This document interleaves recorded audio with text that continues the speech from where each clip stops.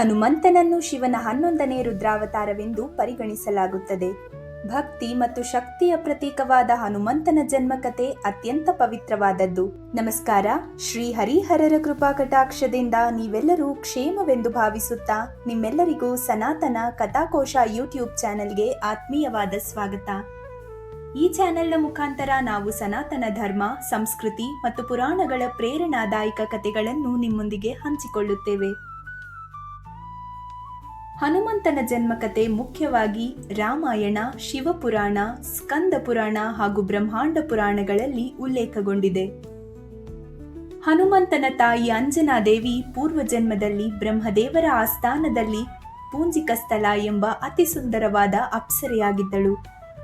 ಒಮ್ಮೆ ದುರ್ವಾಸ ಮುನಿಗಳು ಧ್ಯಾನದಲ್ಲಿ ಇರುವಾಗ ಈ ಪೂಂಜಿಕಸ್ಥಲ ಅಪ್ಸರೆಯು ಋಷಿ ದೂರ್ವಾಸರನ್ನು ಕಂಡು ಅಪಹಾಸ್ಯ ಮಾಡುತ್ತಾ ಅಜ್ಞಾನದಿಂದ ಅವರ ಮೇಲೆ ಹಣ್ಣುಗಳನ್ನು ಎಸೆದು ತಪೋಭಂಗ ಮಾಡಿಸಿದಳು.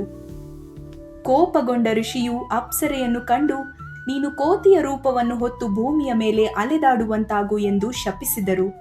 ನಂತರ ಅಪ್ಸರೆಯು ಅವಳ ತಪ್ಪನ್ನು ಅರಿತು ಕ್ಷಮೆಯಾಚಿಸಿದಾಗ ಋಷಿಯು ಶಾಪದ ತೀವ್ರತೆಯನ್ನು ಕಡಿಮೆ ಮಾಡಿ ನೀನು ಶಿವನ ಅವತಾರಕ್ಕೆ ಜನ್ಮ ನೀಡಿದಾಗ ಈ ಶಾಪದಿಂದ ಮುಕ್ತಳಾಗುತ್ತೀಯಾ ಎಂದು ಹೇಳಿದರು.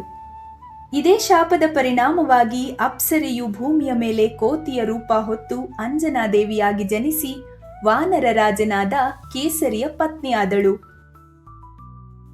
ಅಂಜನಾದೇವಿ ತನಗೆ ದೈವಿಕ ಮಗನನ್ನು ಕರುಣಿಸುವಂತೆ ಮಹಾಶಿವನನ್ನು ಮೆಚ್ಚಿಸಲು ಅಂಜನಾದ್ರಿ ಪರ್ವತದಲ್ಲಿ ಕಠಿಣ ತಪಸ್ಸು ಮಾಡಿದಳು.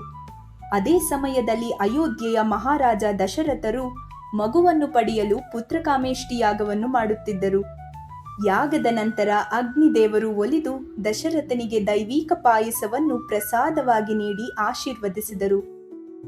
ಆ ಪಾಯಸವನ್ನು ದಶರಥನು ತನ್ನ ಪತ್ನಿ ಕೌಸಲ್ಯಾದೇವಿಗೆ ಕೊಡುವಾಗ ವಾಯುದೇವ ಒಂದು ಹದ್ದಿನ ರೂಪದಲ್ಲಿ ಬಂದು ಪಾಯಸದ ಒಂದಷ್ಟು ಭಾಗವನ್ನು ಕಸಿದುಕೊಂಡು ಹೋಗಿ ಅಂಜನಾದೇವಿ ತಪಸ್ಸು ಮಾಡುತ್ತಿದ್ದ ಸ್ಥಳದಲ್ಲಿ ಇಟ್ಟರು.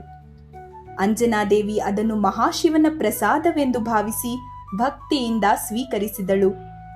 ಪಾಯಸವನ್ನು ಸೇವಿಸಿದ ನಂತರ ಅಂಜನಾದೇವಿ ಗರ್ಭಿಣಿಯಾಗಿ ಶಿವನ 11ನೇ ರುದ್ರಾವತಾರವಾದ ಹನುಮಂತನಿಗೆ ಜನ್ಮ ನೀಡಿದಳು.